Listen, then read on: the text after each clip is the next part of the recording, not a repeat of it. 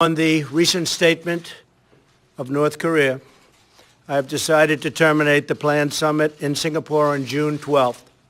I believe that this is a tremendous setback for North Korea and indeed a setback for the world.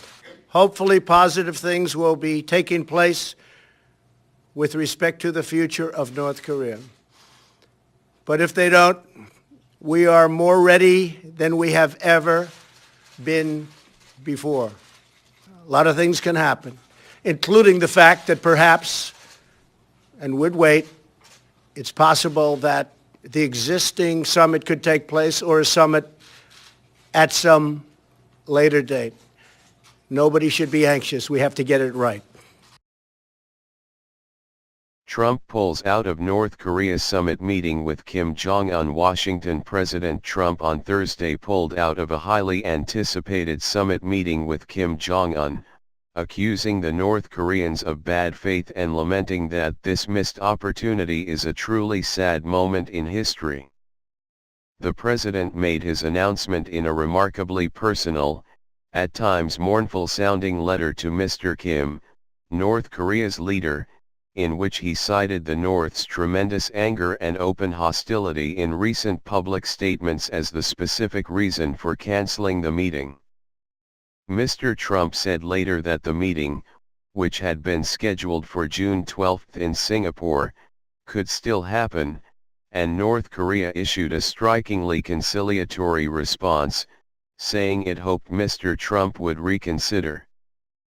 But Mr. Trump also renewed talk of military action against the North and vowed to keep pressing economic sanctions, guaranteeing that for now, at least, his unlikely courtship of Mr. Kim will give way to a more familiar cycle of threats and tension.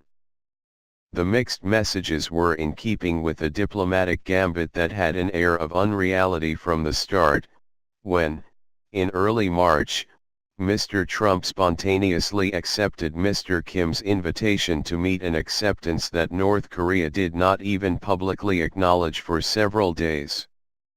As the date for the meeting drew closer, American and North Korean officials staked out deeply divergent positions on how quickly the North should surrender its nuclear arsenal. North Korean officials failed to show up for a planning meeting last week in Singapore, snubbing a White House advance team led by the Deputy Chief of Staff, Joe Hagan. The White House, which seemed ill-prepared for a long negotiation, began to have second thoughts. By Thursday, after a North Korean official labeled Vice President Mike Pence a political dummy and threatened a nuclear-to-nuclear showdown, there seemed little rationale for the encounter, beyond Mr. Trump's desire to make history. I believe that this is a tremendous setback for North Korea and, indeed, for the world, a resigned-sounding president said at a bill signing ceremony. But he added, if and when Kim Jong-un chooses to engage in constructive dialogue and actions, I am waiting.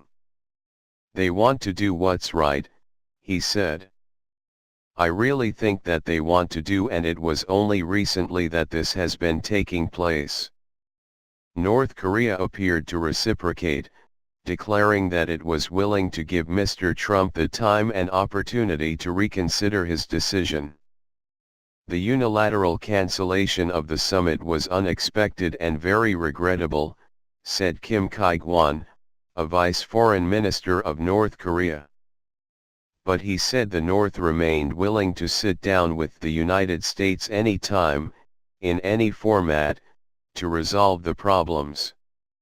Hours before Mr. Trump's announcement, North Korea had blown up an underground nuclear testing site before foreign journalists gathered to witness the demolition.